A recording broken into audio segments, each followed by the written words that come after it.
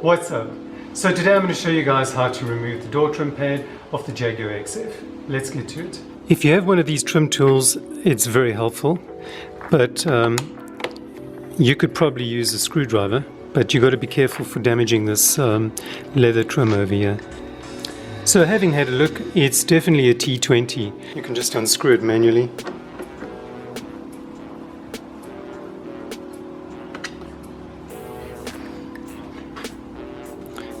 That's the T20.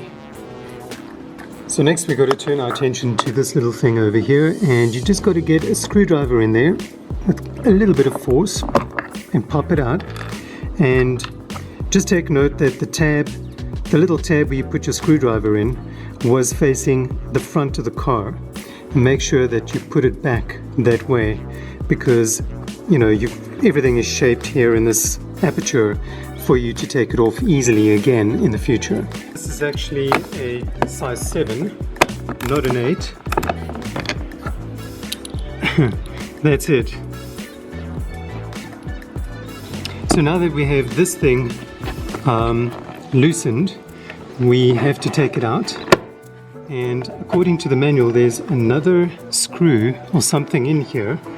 I'm just going to unclip the lock mechanism.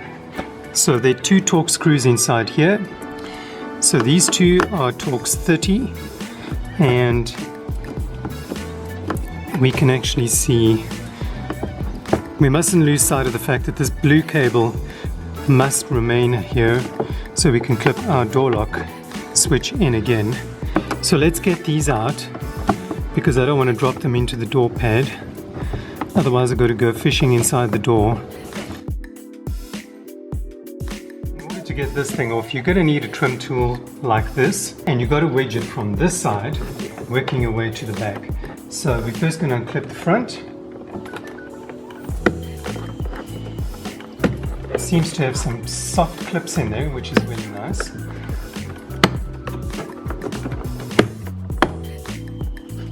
Just be careful, especially around this thinner portion over here. You don't want to break it. Go. So this is what the back of this aluminum trim looks like. So just quickly I want to show you guys the bolt that you need to undo. It looks like a T20 screw as well, so it's a T20 Torx.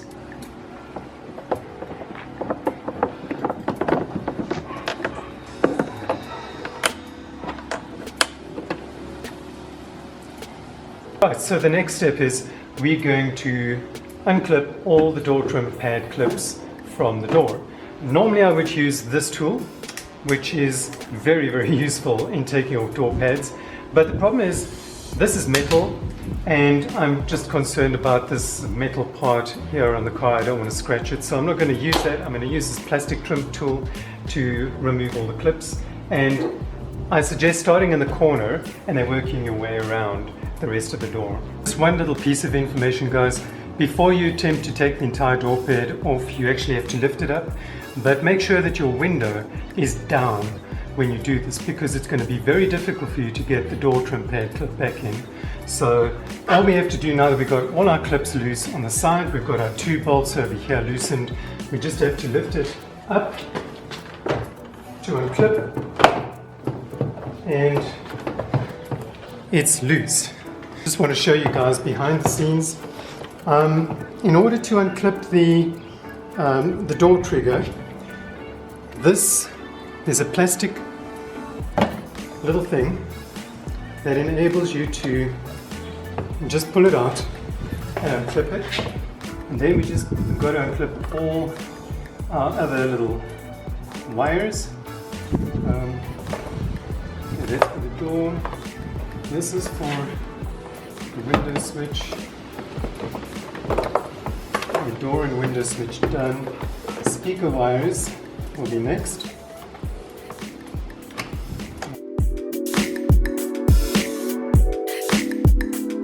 That's what the door trim pad looks like at the back. And now the panel that I actually want to remove is the panel that sits over here. From what I can see, there are 1, 2, 3, 4, 5 screws that hold that piano black panel in, and then there's one clip up there, another clip there, and a clip there. So there are 4 clips and 5 screws that need to be undone in order to get this black piano trim off the door.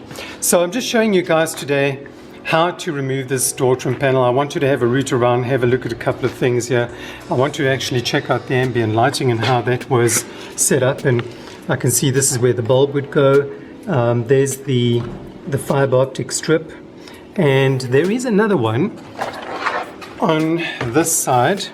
Now that's the long one down there, and then there's a little one down here and just above the meridian sign, and then in the door handle there's actually another one over there. Now as we know, we have ambient lighting shining down, and I think this is the one that we have that is actually working. So from what I can see, the one that is actually working is this one here. So this one has a bulb in it. The rest of them don't have bulbs in. So if I had to put a bulb in there and I had to put a bulb in there, I'd have ambient lighting in the door pads. So just something I'm pointing out to you guys, your XF does have the wiring in place and it does clip in. They do all clip in, except that one, it doesn't clip in.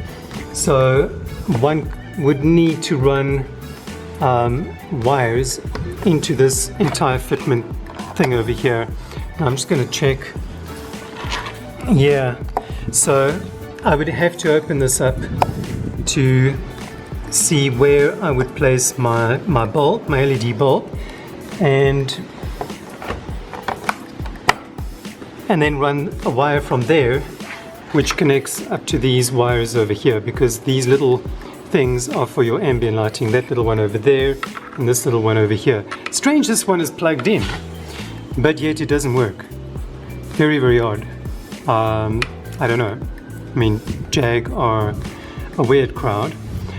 So, just like us drivers. So, I hope this video was interesting, guys. I'm going to show you guys how to put the door trim panel back, and if you don't want to see that and you're quite confident, then click off the video now.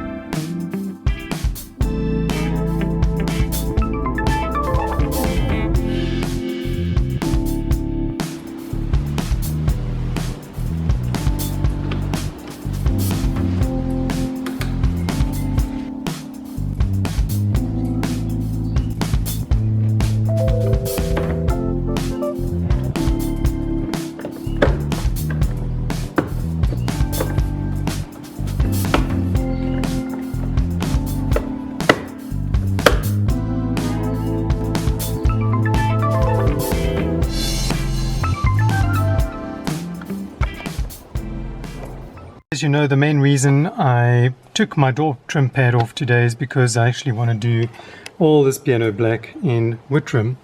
So as a test, I have already covered the center console. I'm going to take this off and redo it again because I I'm not happy with the way the corners turned out here. There are a couple of bubbles that formed while the car was standing in the heat. Now that is normal for any wrap that is on a car, on the interior of a car. You're going to get some bubbles, but they will eventually go away. But these little creases on the corners, I didn't stretch the vinyl enough to just have a perfect fit. So I'm going to redo it, and I'll show you guys how I do that. And this whole panel just clips off. You can use a trim tool to unclip it, and you can walk off with it and do it in the house. So as you can see, the effect is matte, and that's exactly what I wanted. What I have found is the vinyl, when the sun shines on it on a hot day, it gets a little shiny, and then that shininess goes away again. So, you know, that's just what's going to happen with vinyl. I mean, this is what it looks like, and I'm quite chuffed with it. I think it's a very nice result. And as you can see, we have a nice wood grain going on here. It actually feels like real wood, I must be honest. You wouldn't know. If you didn't see these little creases here on the corner, you wouldn't know that this was not wood. It looks like real wood. So thank you for watching. Stay tuned for the next video. I don't know if the next video is going to be wrap or it's going to be something else, but it's going to be about the Jag. Cheers.